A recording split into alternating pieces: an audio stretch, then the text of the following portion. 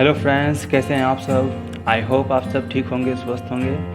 तो मैं फिर से हाजिर हूँ एक नए वीडियो के साथ। और आज के इस वीडियो में हम बात करेंगे इंडिया के एक नए अचीवमेंट के बारे में। तो जैसा कि आपने थंबनेल पर देख लिया है कि इंडिया ने चाइना को रोड नेटवर्क के मामले में पीछे छोड़ दिया है और अब इंडिया वर्ल्ड का सेकेंड लार्जेस्ट रोड नेटवर्क वाला कंट्री बन गया है। तो इसी के बारे में हम इस वीडियो में चर्चा करने वाले हैं। तो चलिए शुरू करते हैं आज का ये वीडियो। दोस्तों, दरअसल इंफॉर्मेशन के शेयरिंग, वस्तुओं को एक स्थान से दूसरे स्थानों तक पहुंचाने तथा खोजी यात्राओं को पूरा करने के लिए पुराने समय से ही ट्रांसपोर्टेशन के अलग अलग साधनों का यूज़ किया जाता था, जिसमें घोड़ों द्वारा आना जाना, बैलगाड़ियों का यूज़, समुद्री जहाज़ों द्वारा लंबी लंबी यात्राओं को अंजाम देना शामिल थे। परंतु जैसे जैसे टेक्नोलॉजी में डेवलपमेंट होते गए वैसे वैसे हमें एक ऐसी इंफ्रास्ट्रक्चर की ज़रूरत दिखाई देने लगी जो कि देश के सभी हिस्सों को कनेक्ट करती हो और जो सभी लोगों द्वारा एक्सेसिबल भी हो। और इसी ज़रूरत को पूरा करने के लिए रोड नेटवर्क डेवलपमेंट पर जोर दिया गया।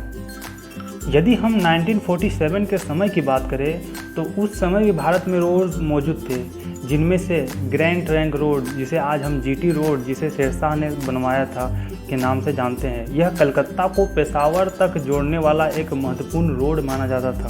परंतु 1947 के समय भारत में रोड सिस्टम बहुतायत में मौजूद नहीं थे।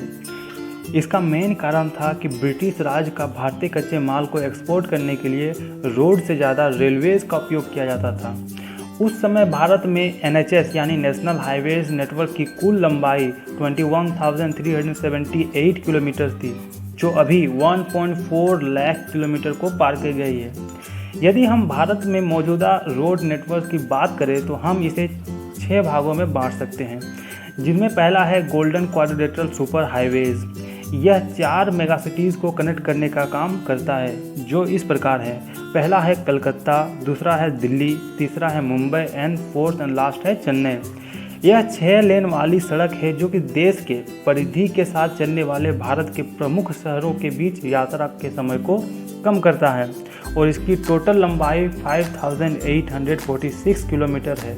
और यह अभी NHAI यानी national highway authority of India के अधिकार क्षेत्र में आता है, जो इसके रेगुलेशन और डेवलपमेंट को तय करती है।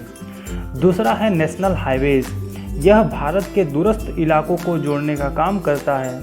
इन हाईवेज की अथॉरिटी CPWD यानी सेंट्रल पब्लिक वर्क्स डिपार्टमेंट के पास है, जो कि निर्माण व इनके रखरखाव का काम करती है। Ministry of road transport and highways के अनुसार वर्तमान समय में टोटल 599 नेशनल हाईवेज मौजूद है, जिनमें से NH1 जो कि जम्मू और कश्मीर को लद्दाख से जोड़ता है और NH44 जो श्रीनगर से कन्याकुमारी तक है, ये लॉन्गेस्ट नेशनल हाईवे है हमारे देश की। इस कैटेगरी में मौजूदा रोड्स में से अधिकांश अब 4 लेन वाली सड़कें हैं, यानी दोनों तरफ 2-2 लेन, पर अब अधिकांश को 6 लेन में विस्तारित किया जा रहा है। तीसरा है हमारा स्टेट हाईवेज। यह राज्यों की राजधानियों को डिस्ट्रिक्ट हेडक्वार्टर से कनेक्ट करने का काम करता है और इसकी व्यवस्था व निर्माण का दायित्व PWD यानी पब्लिक वर्क्स डिपार्टमेंट का होता है। चौथा है डिस्ट्रिक्ट रोड्स। ये रोड जिले के विभिन्न प्रशासनिक केंद्रों को जिला मुख्यालय से जोड़ती है। इन सड़कों के मेंटेनेंस का दायित्व डिस्ट्रिक्ट काउंसिल का होता है। पांचवा है अन्य सड़कें, जो गांवों को शहरों से जोड़ती है। और छठा है हमारा बॉर्डर एरिया रोड। यह सबसे महत्वपूर्ण रोड है अगर हम बात करें हमारे देश के किसी डिफेंस से रिलेटेड मुद्दों पर। यह BRO यानी बॉर्डर रोड ऑर्गेनाइजेशन के अंतर्गत आती है, जो कि सीमावर्ती इलाकों में सड़कों के निर्माण व उनके रखरखाव का काम करता है। यह लगभग 19 राज्यों और 3 UTs including Andaman and Nicobar के रोड इंफ्रास्ट्रक्चर को ऑपरेट करता है।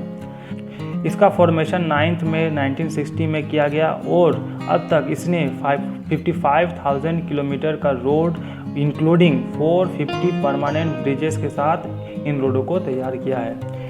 ये तो रही रोड के क्लासिफिकेशन की बात। अब चलिए हम देख लेते हैं कि रोड इंफ्रास्ट्रक्चर का होना किसी देश के लिए कितना इम्पोर्टेंट रोल प्ले करता है। यदि हम भारत की ही बात करें तो यह न केवल लोगों के आने जाने को आसान बनाता है, बल्कि रिहायशी इलाकों को भी जोड़ने का काम करता है। भारत के संदर्भ में इसे समझना और भी आसान है, क्योंकि जिस प्रकार के पड़ोसियों से भारत घिरा है, वहाँ आए दिन सीमावर्ती इलाकों में आतंकी गतिविधियाँ देखने को मिलती है।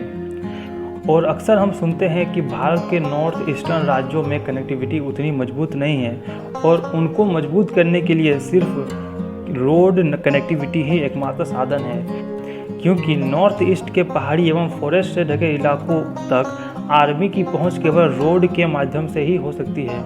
दूसरी ओर जम्मू कश्मीर तथा लद्दाख के इलाकों में भी चाइना तेजी से अपने रोड इंफ्रास्ट्रक्चर को एक्सपेंड करते जा रहा है, क्योंकि तिब्बतन प्लेटू में रोड कनेक्टिविटी होने से आर्मामेंट के सप्लाई से लेकर भारी हथियारों को डिप्लॉय करने तक का काम आसानी से किया जा सकता है। इसीलिए भारत भी वर्तमान समय में इन सीमावर्ती इलाकों में रोड इंफ्रास्ट्रक्चर को बेहतर बनाने पर जोर दे रहा है, और इसीलिए भारतीय बजट के लगभग 6% यानी 2.7 लाख करोड़ रुपए केवल इसी काम के लिए आवंटित किया गया है। अब चलिए हम लौट कर आते हैं अपने मेन बिंदु की ओर और जानने की कोशिश करते हैं उन आंकड़ों के बारे में जो भारत को वर्ल्ड की सेकेंड लार्जेस्ट रोड कनेक्टिविटी के अचीवमेंट को इंगित करती है। 2013 से 14 के बीच भारत में नेशनल हाईवेज की कुल लंबाई 91,287 किलोमीटर थी, जो कि 2022 से 23 में बढ़कर 1,45,240 किलोमीटर हो गई। यह पिछले 9 सालों में 59% के इंक्रीमेंट को दर्शाती है। वहीं इंडियन एक्सप्रेसवे की कुल लंबाई भी बढ़कर 4,219 किलोमीटर को पार कर गई है। इस प्रकार इंडिया यूएसए के बाद दुनिया का सबसे बड़ा रोड नेटवर्क वाला कंट्री बन गया है, और यह सभी इंडियंस के लिए बहुत ही प्राउड वाली बात है। तो आज के लिए बस इतना ही। तो मिलते हैं आपसे नेक्स्ट वीडियो में। धन्यवाद।